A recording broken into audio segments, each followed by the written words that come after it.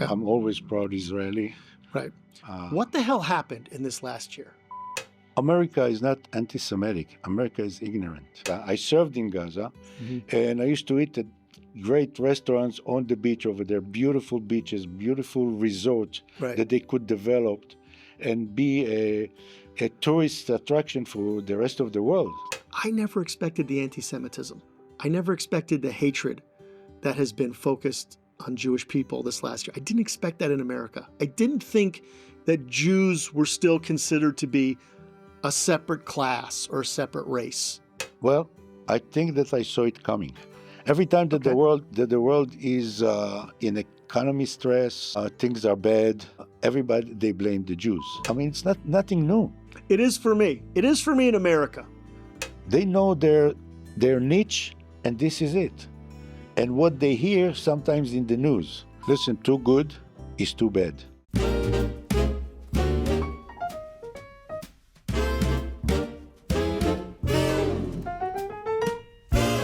Hi, everybody. This is Dan and Dante. Welcome to another episode of Middle Age Mess, the show for people who bought at least 10 CDs from the Columbia Clearinghouse. Okay, so the cool thing about having a podcast is you get to talk about whatever you want. Middle-aged topics, my own topics that I'm thinking about. And so those of you who know me or have watched know that I am a dual U.S.-Israeli citizen. My father's from Israel. So, issues associated with Israel and Judaism are very near and dear to my heart. And there's a lot of Israel stuff going on in the media today and has been for the last year. And I felt like talking about it. So if you're going to talk about Israel, you got to find yourself an Israeli, which I did. Giddon Barad. Giddon, how are you doing? I'm doing well. Thanks for coming on today. The cool part about having an Israeli on is Israelis know everything about everything. So no matter what I say, Giddon is going to be an expert today, and I'm very excited about that. No, so we're going to talk about Israel. And so most of you know, so Israel's been in the news a lot lately, and it really kind of started a little over a year ago on October 7th, which was a day, for those of you who don't know, I think most people do, that Hamas, an international terrorist organization, which is backed by Iran, is generally known as Iran's proxy, infiltrated southern Israel, killed 1,200 Israelis, kidnapped 250 hostages, continues to hold over 100 people even a year later today. The attack was the worst on Israel, or Jews really, since the Holocaust. And it was barbaric, to say the least. Gang rape, assassination-style killing babies, burning people alive. It was shocking in the evil that was shown that day by the Hamas terrorists. And what's been even more amazing, if you're an Israeli or a Jew, is what we've seen since then, because we assumed that there would be a national outpouring, international outpouring of sympathy and empathy for the Jewish people, for what we've gone through and the Israelis have gone through. But that's not what happened. It's been quite the opposite. So, Giddon, you were born in Israel. I was born in Israel. Right, and you're still a proud Israeli, even though you now live in America. I'm always proud Israeli. Right. What the hell happened in this last year? What do you think happened with the world? You can't really just talk about America, because it wasn't just America. It was all over the world. Protests around the world in favor of the Palestinians, in favor of Hamas, against the Jewish people. What happened? What the hell happened? Let me give you a little bit of a background about myself. Sure. I served a total of 5 years in the Israeli army in communication, but as an intelligent officer. I'm familiar with the situation for many years. I'm going back to 1967, by which we have the biggest win in the war against the Arabs. The 6-Day War. The 6-Day War. Yeah. A war, for people who don't know, Israel was attacked by every single border nation that there was, Egypt, Jordan, everybody. And in 6 days, Israel wiped them all out. That's right. And took over a lot of land as well. At that time, Israel became very famous. Yeah. And very strong. Well, they became known for their military strength. Yes. And having one of the best militaries in the world. Correct. But they became also very self-confident against their enemies. And they lost a little bit of their strength by having too much confidence. Well, I think they also became known in the world as a bully, which I think is fairly shocking. I mean, Israel, that started in 1948 and had to scrap and to do everything to survive, all of a sudden became this big, bad national power. Israel is very friendly, very peaceful nation. And I'll tell you, a lot of people who are watching this podcast now would laugh at you, would laugh and say, that's ridiculous to say that Israel is friendly. Yeah, but people don't know. Israel Right. supports the rest of the world. No matter what disaster happens in the world, Israel sends troops or send firefighters or send medical help Right. to every country in the world, even countries that are against Israel. And I would also say that if you look at all of the wars that have happened since 1948, since Israel became a country, Israel was attacked every single time. I don't think Israel has ever in its history gone and been the preemptive strike against anybody. That's true. Israel never attacked anybody.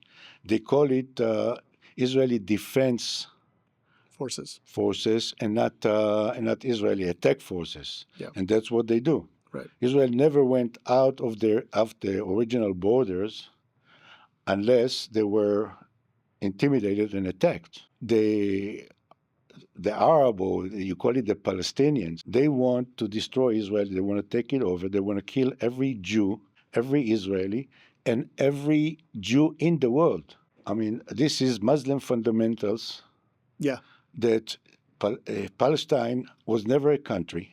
Well, before we get into all that, I think it's an interesting point, and it's something that I talk about all the time when I have discussions with my friends, is that they say the Palestinians, and we'll discuss whether Palestinians even exist, the Palestinians should be free. And they should have more the same rights as Israelis. There should be no walls. They should have free passage, and now they should have their own country. The problem is that when you give Arabs their own country, if you gave the Palestinians freedom, all they would want to do is kill the Jews. That's true. That's all they want to do is kill the Jews. That's true. So if they're free and have their own country, from day one, they'll be launching rockets, they'll be launching attacks every single day to kill the Jews. And this is what I don't understand about people who say, give them this, give them that, because their whole purpose is to kill the Jews. Look, Gaza received billions of dollars. Billions of dollars.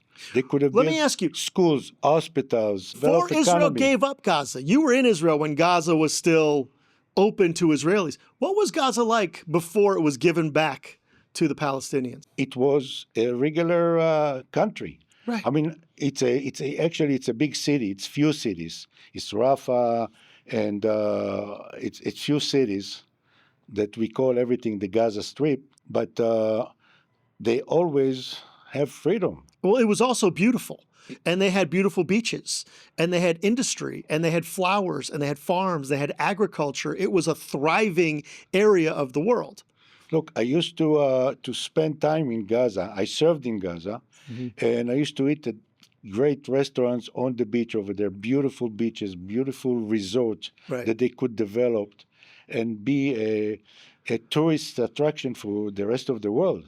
It could have been a resort. It could have been the French Riviera. Yeah. For sure. But they chose the opposite. So I think it was 2006 that Israel gave Gaza back, correct? 2006, I think? Yes. So from the day Israel gave it back as this thriving, beautiful, beachside, agricultural Mecca resort, they systematically destroyed it.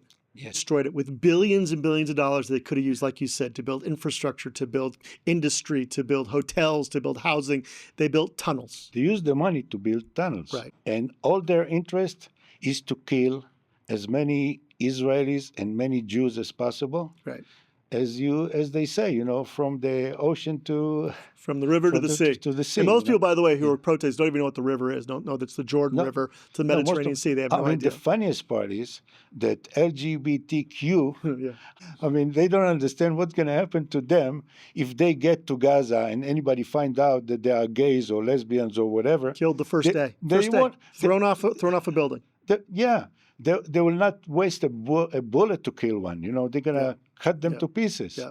And they're the ones that are shouting. And this is what I don't understand when they talk about the river to the sea. What the river to the sea means is that all Jews are pushed into the sea, killed, destroyed, disappeared, whatever it is. And yet they talk about Palestinians being free, but in order for them to be free based on these protests, they'd have to kill all the Jews. Yes. Where is the disconnect in the mentality, the common sense of people who are out there protesting? Why don't they understand that? Well, I cannot understand the protests. I cannot understand how they have no education, no knowledge. They have nothing that they know about Israel, about the area, about the Middle East. But somebody is paying for it, Right. and that's why they protest. So we know there's this thing called the SJP. I think it's Students for Justice in Palestine. Mm-hmm. And we know they've brought in a lot of people. They've paid a lot of people. I don't know if you call them infiltrators or whatever. People who come in and talk about writing and basically cause some of these protests, promote some of these protests. But it's not just them. It's not just them. Yes, certainly there's a lot of them, and certainly they have money that's being spent to, buy signs and do marketing and bring people in. But it's a lot of college students. It's a lot of adults. It's a lot of kids who are just Americans, who don't have a lot of interaction with maybe Jews or Israelis, who've picked up on this call, and they're protesting just as fiercely as the guys who were paid. You can't just say it's just the SJP and the people who paid, because it's not just them. There's tens of thousands, if not hundreds of thousands of people around the world. Paris, Germany, London, you name the big city, and there's tens of thousands of people. That's not all paid SJP people. Look, there are people that are getting paid, and they're the instigators. And they I agree. talk, and they bring groups of people that don't know anything, that they're looking for something to do, something to rebel. Those are all young people. Yeah. That they're looking to rebel. They don't like. I don't think it is. I don't think it's all young people. Certainly there's a lot of young people. Certainly there's a lot of college students. But there was just as many, not just many, there was college faculty. There's teachers, professors at these schools, who are in the protests with the students and saying from the river to the sea.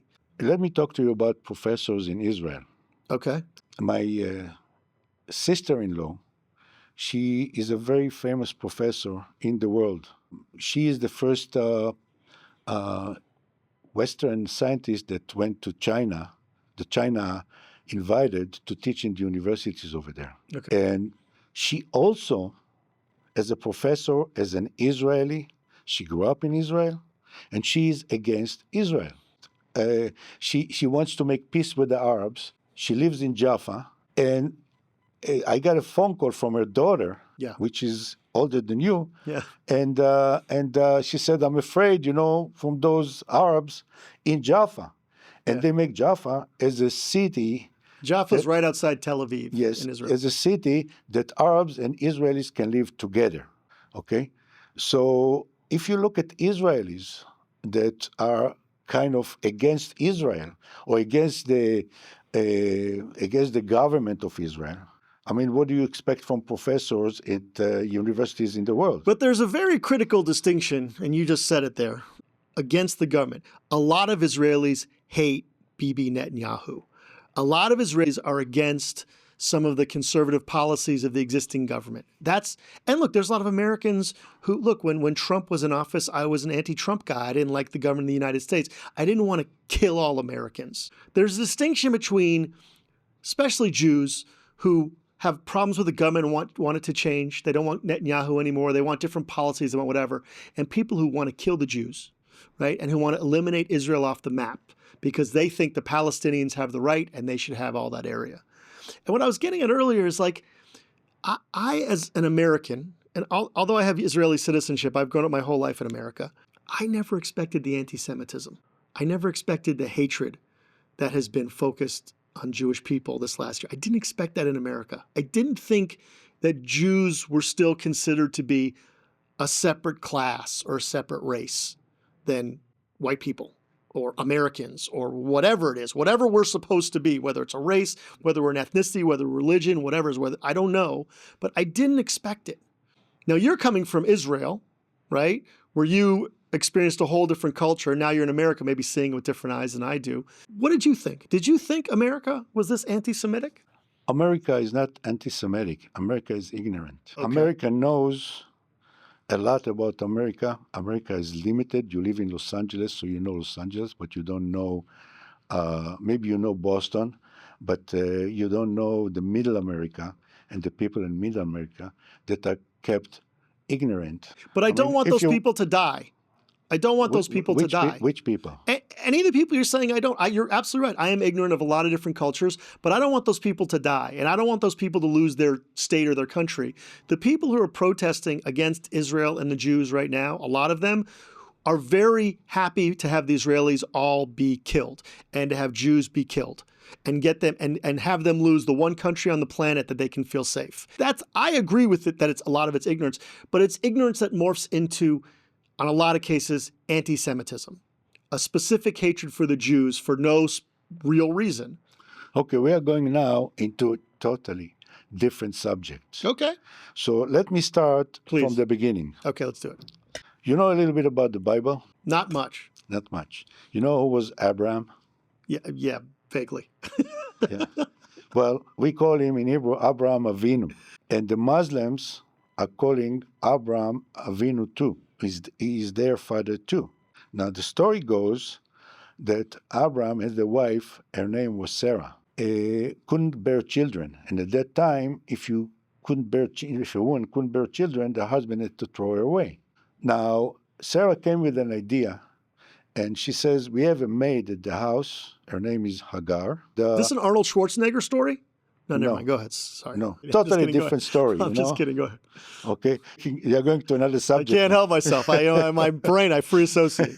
So, anyway, then they agreed that he will impregnate the maid, and she will bring him a son, and he wouldn't have to throw away Sarah, his wife. That's what happened. So Okay. that was the firstborn. His name was Ishmael. Okay. The name Ishmael is God listen, Ishmael. Now, few years later, when Sarah was 90 years old, 3 angels came and they gave her a blessing, and she had a son. The son was Isaac. So he was the firstborn of Sarah, which was his legitimate wife. Of course, there was frictions between the women, between Hagar and Sarah. Sarah said to Abraham, because she was in the control, she said to him, I want you to send the maid and her son away. My son is the firstborn for you. So he was weak. He sent them away. Isaac was the beginning of, and then Jacob, and then let me tell you where the name Israel came. Jacob was fighting an angel at night, and he won, and he managed to get rid of the angel, and then he got the name Israel. His name became from Jacob to Israel. That's Israel. Now, Agar and her son suffered because they sent them away, and the actually Muslim people are descendants, that's by the Bible, from Ishmael, the son of Agar, which is a son of Abraham. That creates frictions over the years. If you go to the Bible, Jacob, which was to appease his Esau's sons, which they were sons of Isaac, in order to make peace. So he used to send sheep or anything to appease him to create peace. And they always wanted to destroy the Israelites or the descendant of Isaac. And that goes for many, many, many years in different forms. So, look, what you're getting at, one of the things you're talking about here is there is this eternal conflict between Jews and Arabs. It's lasted for 5,000 years. Whether you believe in the Bible or not, I mean, the conflict between the two different peoples, I don't know that it's ever going to end. But you have 14 million Jews in the world. You've got 1.2 billion Muslims. I don't know how many Arabs, but there's hundreds and hundreds and hundreds of millions. Jews are this little tiny slice, 0.2% of the world's population. They have a little postage stamp of land in the Middle East. Yeah, but think, for example, how many Jews or Israelis received Nobel Prize No, for sure. compared to the rest of the world. No, and I was getting to that point too, is that Jews seem to have this outsized influence over the world. Jews seem to have an outsized focus on the attention of the rest of the world. I mean, we have, I think, as many Jews as there are Zoroastrians in the world. You never hear about Zoroastrians, but every single day you hear about Jews on TV and in movies and in science and all over the world. Why is the world so focused on, why don't they just leave us alone? Can't we just be left alone? They cannot leave us alone because we create the advancement of this world. I mean, I'm not discounting anybody that is not Jew, but Einstein was Jew. Well, you can go throughout history, and I mean, even today, And you'll see Oppenheimer was a Jew. yeah. Well, look, you can rattle off hundreds, if not thousands, of names of famous Jews who have made impacts upon the world in science and art and education and everything except sports. Not really sports, but we have Mark Spitz and we have Sandy Koufax. That's all we got. Why does the world care so much about what happens to this tiny little postage stamp in the Middle East? Why is it such a focus? Look, if you talk about Christianity, for example, Yeah. where did they come from? Jesus was a Jewish carpenter. Well, no, clearly, look, all of the world's major religions, Islam, Judaism, Christianity, they're very intertwined. They're things the same because they do come from the basic same place. You're right, there's the Old Testament, there's New Testament, Quran comes directly out of the Bible. But again, I'm always fascinated by why people have the intensity of feelings against the Jewish people. And let me just say, Ukraine was just attacked in a horrible way by the Russians. You don't see tremendous protests against the Ukrainians or the Russians. Nobody gives a shit. It all goes along. Everybody's like, whatever they read about, they don't really care. But yet, 1,200 Jews die in the most barbaric way possible. 250 are taken hostage. 100 are still hostage today. And yet, not all you hear, but most of what you hear from the Americans international community is how much they hate the fucking Jews. Why? Look, you go to school. Yes. The best student in the school is calling for a lot of fire, a lot of hate, Yeah. because he's the best student. The most beautiful girl. I mean, they all have... Is it jealousy? Is that what the world is? Is that why people hate the Jews? Is it jealousy? There's also a jealousy, of course. Yeah. Jealousy is maybe the worst trait. Jealousy is terrible. So it's interesting you say it because, or maybe I said it first, but look, I have a lot of friends who are not Jewish. Been my friends my whole life. And I have discussions with people about, Judaism and Christianity and relationships and conflict and all that stuff all the time. And a lot of them ask me all the time, they say, why do people, they don't know. They don't know why people hate the Jews. They just don't know. And I struggle, and look, on many times I've said it's jealousy, because no matter where you go in the world, where there's Jews, they have generally money, they have influence, they have power, they have education, they have all these things. I mean, Costa Rica has about 500 Jews in the whole country. They run the goddamn place. And so I certainly think jealousy maybe is part of the equation, but it seems to me there's got to be something more. There's got to be something more. Because they're jealous of Asians do amazingly well in school, generally speaking, here in America. And Indians are very successful professionally, and especially in IT, and they make a lot of money. But you don't have the protests and the hatred focused on them the way you have it against the Jews. Well, look, when the coronavirus started, I met a lot of Chinese, which are good students, good people. They came here to advance themselves, and they were a target. But even then, it was isolated. And there were small instances when one guy or a couple guys would attack some person. There wasn't coordinated protests of tens, if not hundreds of thousands of people that went on and on and on. And it wasn't internationally around the world. I don't care what major city center you go in the world. London, Paris, Berlin, doesn't matter. There's been protests against Israel, protests against the Jews, people saying from the river to the sea, which is code for push the Jews into the sea, kill them all, and let the Arabs take over the one little postage stamp of the Middle East that they don't have control over. Look, I cannot give you an answer. What do you think, though? I think that there is good and bad powers in the world, and they're always in a match. I think that Israel and Judaism, in general, they symbol good.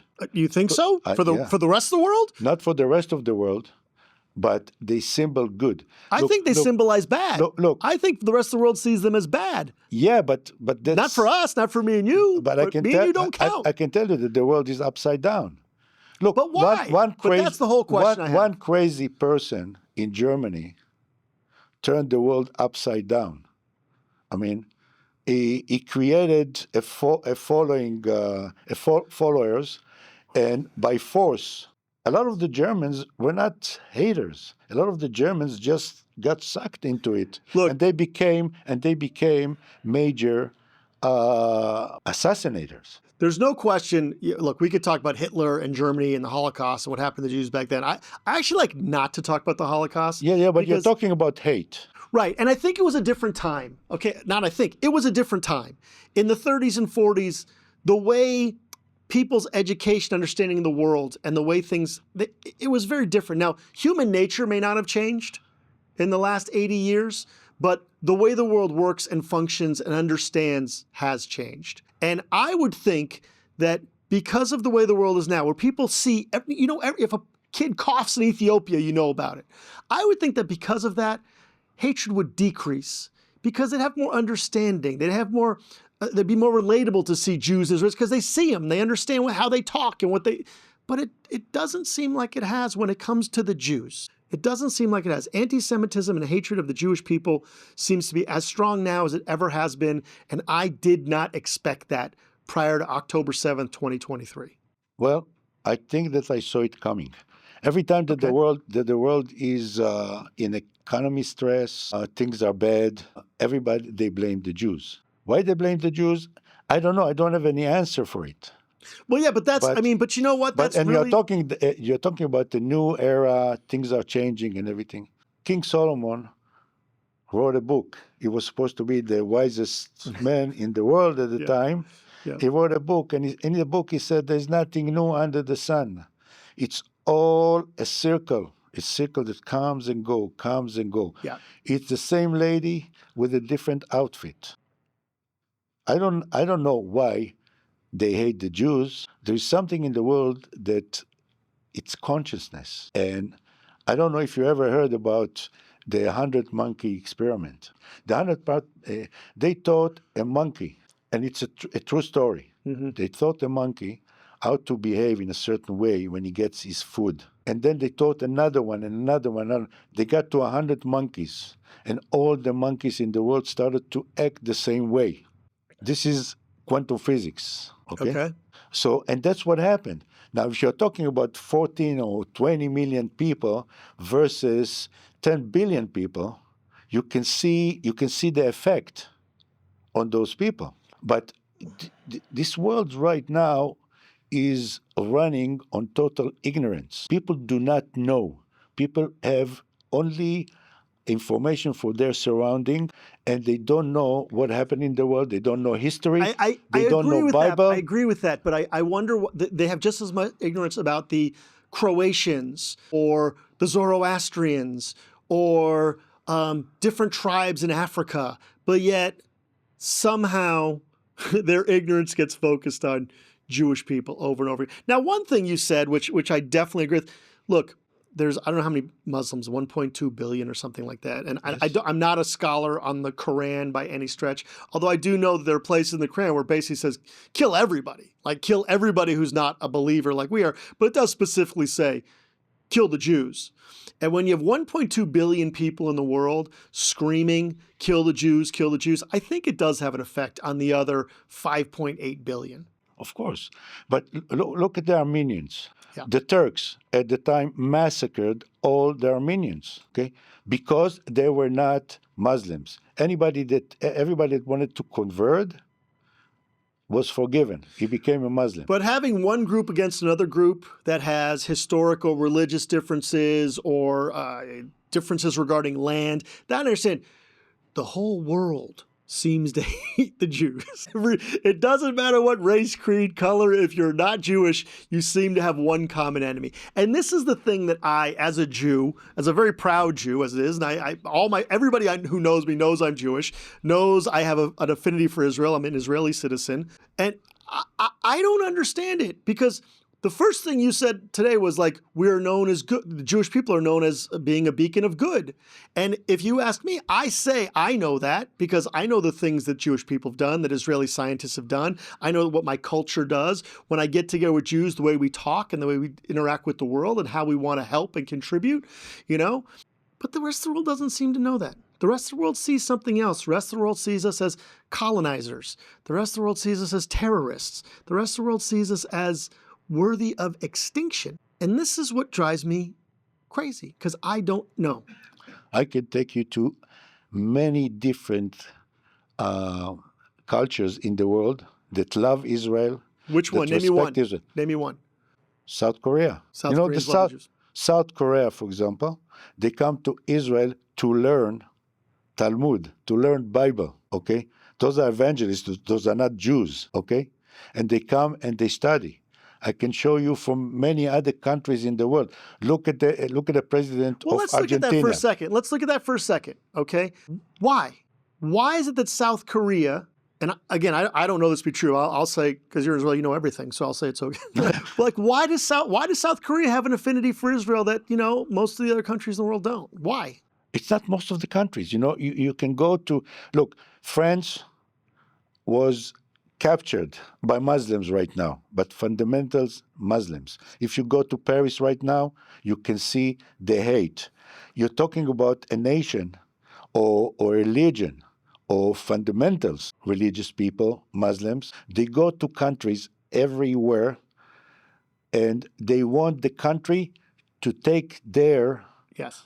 They don't assimilate. Muslims generally, I don't want to be too generalized. It's not that they don't assimilate. They want you to be like them. Exactly. Why don't you take a kippah and walk around in Michigan, in Dearborn, Michigan? No, Look, what's going to happen to you? I'm aware, yeah. Okay, there are section in London that you cannot go in.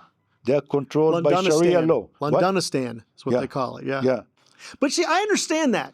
I understand Muslims hating Jews because I know what's in the Quran and I know what their culture tells, how they educate their kids. Not all of them. Some of them are mainstream Western, mainstream thinkers like me. I'm not going to paint them all with the same brush. But a lot of them who study the Quran in a fundamental way hate the Jews. I understand that. What I don't understand is the kid, the sophomore at Columbia, who lives in New York, surrounded by Jews, probably half the people he knows are Jews, and who's friends with the Jews, who goes out and protests and says, from the river to the sea. That's what I don't understand. And that's, when I say as an American I didn't expect it, that's what I didn't expect.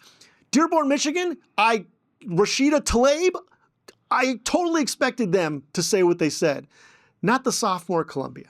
Look, the world is controlled by ignorance. And we might have a disagreement on something. Oh, please, what is it? But the original Bible is the book of instructions to life. Okay. It's misunderstood.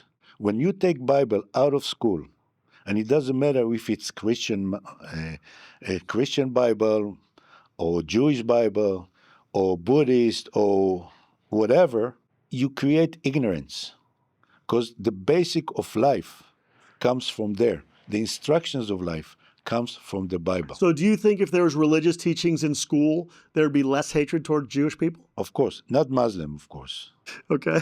Now, because Muslim is not a peaceful religion. Right. They claim that it's a peaceful religion. It's fascinating but it's when they not. claim that. Yeah. It's not.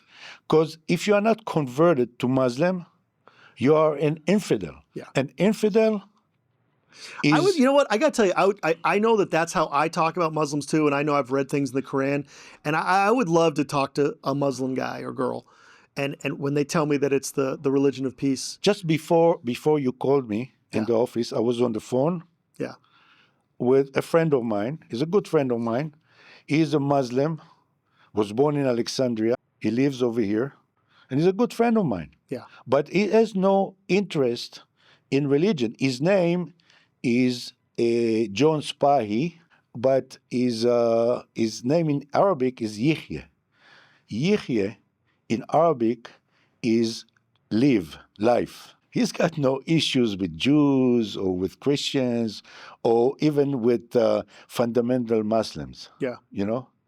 Well, look, So religion and faith has provided probably the majority of the conflicts that have existed throughout human history. Correct. Is conflicts in faith. And again, that's why I understand Islam versus Judaism. I understand it. I don't like it. I wish it wasn't the It's case. not but I understand. Islam versus Judaism. It's Islam versus the rest of the world. Well, that's true. But it's focused first on the Jews. And once they get rid of the Jews, then they go after the rest of the world. And then the rest of the world's going to find out. But again, that's not really my focus and my lack of understanding. It's America. I'm an American. I grew up in America. I'll live in America for the rest of my life. And I just did not expect the outpouring of hatred that we've seen in this past year from Americans. I didn't expect it. You know, It's not from Americans, it's from kids. It's from kids are Americans too. Kids are Americans too. And those are the kids who are going to be the leaders of next year. No, but with ignorant kids. I mean, look, if you're talking about let's say early 70s, Yeah. professors in universities were, Radicals. you were 3 lefties, 2 righties. Okay. Today, you have 49 lefties, 1 righty in the university. That's true. Well, it depends on which university. But I'm coming from a scholar family. You know, my brother was a doctor. My sister-in-law. I mean, they're all professors, and I can tell you, they don't know shit. Okay, Who doesn't know shit? all those professors. They know They know they hate the Jews, though. No, they know they hate Israel. They know from the river to the sea. That's right. They know their field, and they are being indoctrinated. And I can tell you where it started. It was always there, you know. I mean, But being indoctrinated by who? Like, if you look at just the protests from last year. I mean, I listened to George Soros' speeches in universities. George Soros has a speech in some kind of university in the United States, and it was in the same time, it was in many universities in the world. Okay, and he's an instigator. Look, if you look at the history of the person, you'll see what his purpose. Well, he's become this symbol. He's become this symbol now. He's not a symbol. He puts a lot of money. That's why he's a symbol. Yeah, but you forget completely that he destroyed African countries by manipulating their currency. Okay, so is that a reason to hate the Jews? But he's got his own ideas, and part of it is hating the Jews, even though originally he was a Jew. Oh, Soros hates the Jews now too? Yeah. Oh, really? Of course. Oh, okay, I didn't. He wants to change the government in Israel. It's funny because... But he doesn't understand anything about Islam and about Muslims. I mean, you can see that they are infiltrated every country in the world today, and they want to change the country to make them Muslims. But That's not... Look, and I'm going to redirect you a little bit here because I understand what you're saying. But again, I understand the conflict between Islam and Judaism. I understand it because it's in their books. It's in the Quran, right? That's part of their religion. I'm talking about the rest of it, and really specifically I'm talking about America because I don't understand the French or the Germans or the English. I did think I understood America, and I didn't. And it's shocking to me. And I don't know how to deal with these feelings. I don't know, because I've been a very proud American my whole life. I love America, and I love our country, and I love what we stand for, and I love democracy, and I just thought that we were different. I thought that we were different, and maybe we're not. Up to this point, America is still the best place in the world. Still today, for sure. Still today. No question. We have a disagreement, but if we change regime, I mean, if you won't change regime in America right now, it's going to be So you think trouble. if Donald Trump is elected, that suddenly people are going to start loving the Jews? No. I agree with you that Donald Trump is the most pro-Israel president in the history of our country and will probably continue to be so. And for Israel, he's great. I think for virtually everything else in our society and our culture, he's an abomination and a catastrophe. But yeah, he's pro-Israel. But look, I don't vote based on what's necessarily good for Israel. I vote based on what's best for America, and I don't think he's I'm not best for talking America. about what's best for Israel at this point. I'm talking about what's best for America. Because Okay. Well, America, I don't want to go into like a political discussion because that's really not the focus. No, it's not political. Yeah. It's just a matter of power. It's basics. If you look at all the big controllers of the world, I'm talking about the Romans and the Greeks and the Turks and the Ottoman Empire. They controlled the world by force. Okay. Okay. America became force number one. Why?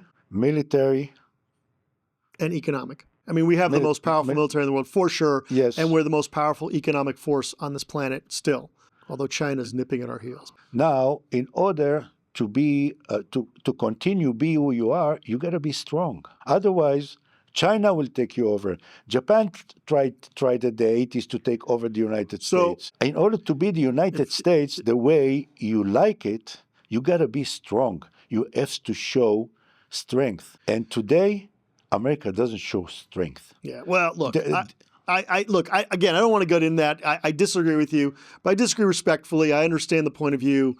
I disagree, but it's fine.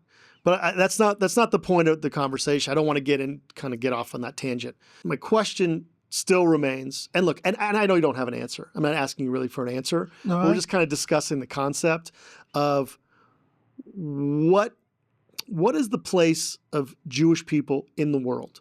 What is the place for Jewish people in America? What is Israel standing in the world? And can Israel survive? Israel is this little tiny place of, I think it's, 12 million people? I think maybe in that meaning. 8 million. It's about 9 million people. 9 million. Yeah. 2 million Arabs, right? Yeah. Who are living the best lives of any Arab person on the planet is in Israel, Absolutely. Which is the most amazing part of it. Yeah. You ask an Arab in Israel what they want to happen, they're like, stay out. We love Israel. It's the greatest place ever. That's true. But I worry.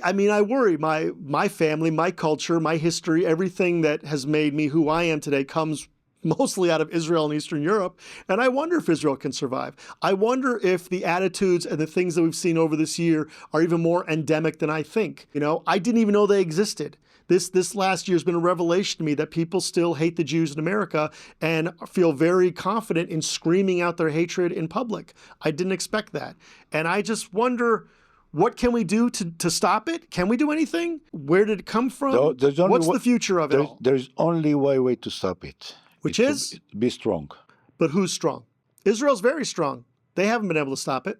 That's right. The Jewish people in this country are very strong. We have a tremendous, an outsized amount of power and influence in the media, in finance, in government, in education, in arts, everything. And yet we can't seem to stop the focus of hatred against us. If you look at it today, Lebanon is being destroyed. Southern right Lebanon, now, as yes. we speak. Yes. As we speak. No, it's also Beirut. If Okay, you look at yes. Beirut, okay, but you see that the hate is going down. It was a trend. Hate of who against what? The hate, in the universities and the hate is against Jews was always. I mean, it's nothing new. It is for me. It is for me in America. This past year, that's why I wanted to talk about it, because it was new for me. I never experienced anti-Semitism ever in my life. I'm 56 years old. I grew up in America, in Los Angeles, California. I went to school.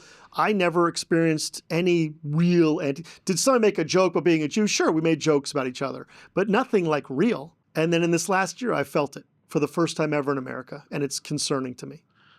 Do you think that people in some kind of in a city in Alabama, they spend their time to hate Jews?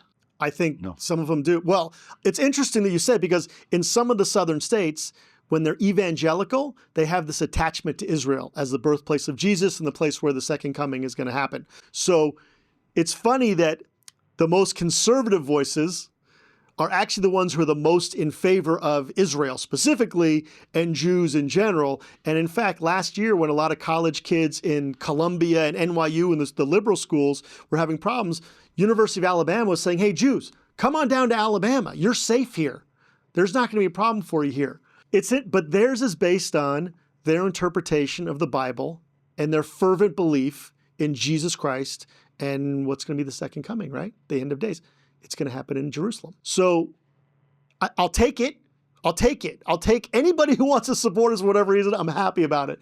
But I don't know if I want to rely on the fervent evangelical Christians in the Deep South. I think what I'm more concerned about is the common everyday citizen in America who's going to school and has a job and lives in wherever, whether it's Iowa or Minnesota and New York, and who goes down to protest and says, from the river to the sea. Those are the ones that concern me. Well, that will always happen. And I didn't feel any anti-Semitism myself. Yeah, me neither. And I go all over. Yep. Okay. Maybe because I live in Huntington Beach. yeah, probably has something to do with it. Yeah. And but I can see, that the city of Ramat Gan became in Israel a sister city to Huntington Beach just recently. Mm-hmm. And I was at the city council, and there were a lot of instigators from the river to the sea and stop genocide. Yep. But they still voted for sisterhood cities. Right. Well, I think, the arc of justice bends towards the good. And I think, generally speaking, Israel turns out okay, and Jews turn out okay, and we live great lives, and we have all the opportunities and rights afforded to us that everybody else in America does. And I think over time, like I said, we're okay. But the fact that, and you said it earlier, like France was the third largest population of Jews in the world after Israel and America until the last 10 years, when you're right. Muslims have taken over huge swaths of France, and Jewish people have been leaving France left and right because they don't feel safe, right? And it's shocking because France was this amazingly egalitarian country that was founded on democracy, and the Jews were such a huge part of society. And I think, well, it can never happen in America. But after this last year, I don't know. I don't know if I believe that as much as I did on October 6, 2023. Look, there's one thing for sure. The Muslims, the fundamental Muslims, will hate us forever. taking the world back. They want to take the world back 1,000 years. Yeah, for sure. I mean, I don't know if you ever read the Sharia law. What's written over there? It's shocking. And how they're supposed to deal with women, yeah, it's shocking. with children, with infidels, Mm-hmm. So this is a dark power that comes and dark power influence a lot of ignorant people. Yeah. And I can tell you that most of Americans are ignorant. They know their niche, and this is it. And what they hear sometimes in the news. Now you can have, for example, a Jewish kid came from school and he saw a dog attacking a girl. So he jumped to help her because he could have mutilated her, and he jumped on the dog and he killed the dog by mistake. Mm-hmm. So there were two news. I'm scared to ask about it. One of them says a Jewish boy saved a girl from a dog, and another newscaster said a Jewish boy attacked and killed a girl's dog. So it's two different. Well, look, but that's really that's the fundamental source of the question, right? Because it is the way people look at you. Look, my uncle, it was a lawyer, a very successful lawyer in the 60s, who left his very affluent job, high-paying job in Washington, D.C., to go down to Mississippi and help in the civil rights movement in the 60s, and he ended up staying in the South, in South Carolina, spent the last 60 years fighting on behalf of African Americans and the civil rights movement and voting rights and everything else. And there's hundreds, if not thousands, of Jews who did the same thing. And if you look at the history of Jewish people internationally across the world, they've always been people that have tried to do the good things, that tried to help people, that tried to give back to society, who are charitable, who are philanthropic, who made amazing advancements in science and medicine and things. And you would think that would curry some favor with the world. You think people would look at us and say, you know what? They're pretty good. They just don't. So, whether it's from a newspaper having a different point of view, whether it's for people looking at things a little bit differently than you and I do, whether it's listening to the SJP, whether it's Donald Trump versus Kamala Harris. I mean, I don't know where it is, but and look, we're not going to answer it during this podcast today, but to me, it's an interesting topic. It's something that needs to be discussed in the world. Listen, too good is too bad. Yeah. Yeah. I mean, there's always the opposite side of everything, When they broke the walls and Russia split it to different countries and stuff, Yep. and there was a Russian invasion to the rest of the world, it looks like at the time they released the biggest jail in the world and released all the inmates. And I made some business with some Russians at the time. And the one that was closer to me was a relative. He was a cousin of my wife. I taught him everything about the Western world. And I helped him with everything. You know how much he hated me? I bet a lot. Because of me. Because I am. Yeah. Yeah. I did everything for him. Yeah. Yeah. Actually, I bought a house in Vegas at the time, and when he came, I gave him the house. Yeah. So why would he hate me? Yeah, I could come up with a couple of reasons. Because he cannot be me. Yeah. Jealousy, envy, contempt. And just think about it. Yeah. In every Bible, the Jews are called the chosen people. Yep. I wish they'd choose somebody else sometime. Yeah, so it's a good reason for hate, Yeah, no, it's true. Well, look, it's not a discussion that has any answers, but it's something that needs to be talked about. And I always appreciate you, Giddon. You and I have had a lot of really interesting conversations. Thank you. Glad we had a chance to talk today. Final words. Sum it all up for me, because you're better than me. You're Israeli. Israel and the Jews need to be strong to survive. That's part of their mission. They cannot change their personalities. They cannot change what they got from God, the present that they got from God that you say, I wish we wouldn't get this present, but that's the way it is. So we need to be strong and fight our enemies. I like it. This has been a very interesting episode of Middle Age Mess. Don't forget to like, don't forget to subscribe. We'll see you next time. Thanks.